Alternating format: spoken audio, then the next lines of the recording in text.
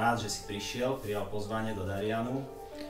Chcem sa ťa opýtať, ako každého sa pýtam, ako si sa ty dostal k fotografii a čo fotíš? Ďakujem veľmi pekne za pozvanie, je to pre mňa veľká česť. K fotografovaniu som sa dostal náhodou, ako píšuci novinár nám zrušili miesto fotografa stáleho, čiže sme si museli zobrať foťaky a fotiť si sami to, o čom píšeme.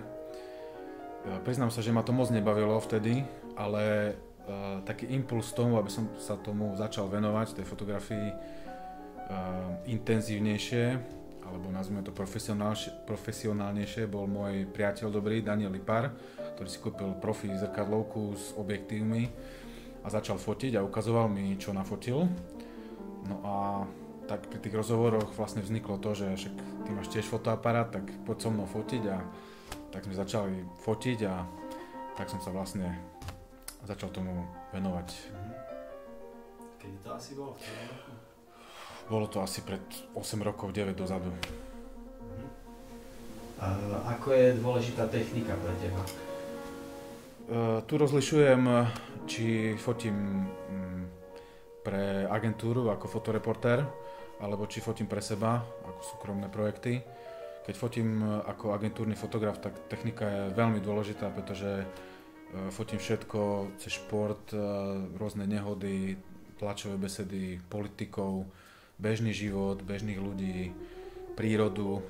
Takže tam je technika veľmi dôležitá, pretože neviete, aká situácia nastane, čiže musím byť pripravený na všetko. Takže tam na techniku dávam veľký dôraz. Pokiaľ ide o moje súkromné projekty, čím dlhšie fotím, tým menej techniky používam. Posledný rok vlastne fotím už len na bezzrkadlovku a s pevným objektívom, kde používam maximálne nejaké predsádky. To je všetko. A v rámci toho všetkého, čo fotíš, ktoré veci ťa nejak najviac bavia? Baví ma fotiť ľudí. To je jedno, či to sú portréty alebo niečo robia. Skrátka ľudí. A v rámci vlastnej tvorby tiež ľudia? Tiež ľudia. Pretože tam je človečina také neznámo, nevieš, ako ten človek zareaguje, čo urobí, neurobí. A sú to vlastne ako také nejaké reportážne, dokumentárne aj v rámci vlastnej tvorby, alebo skôr nejaké portréty štylizované?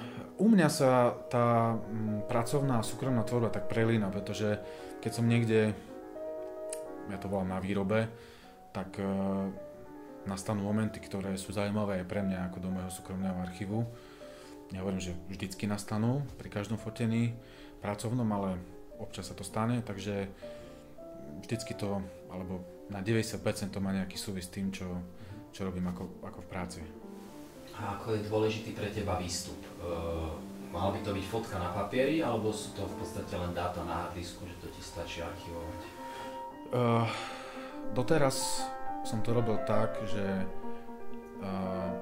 archivujem dáta na harddisku, na počítači alebo na externom disku alebo na nejakom cloudovom úložisku, ale posledný pol rok si fotky, ktoré považujem za dobré, za vydarené, tlačím aj na papier. Zatiaľ sú to malé formáty, ale chystám sa také tie najlepšie si vytlačiť aj na väčší formát. Držím ti palce, nech sa ti darí. Ďakujem veľmi pekne. Čau. Na zdravie.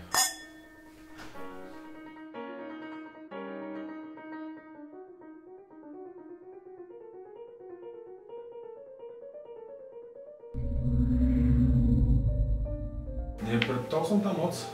Nie. Nie?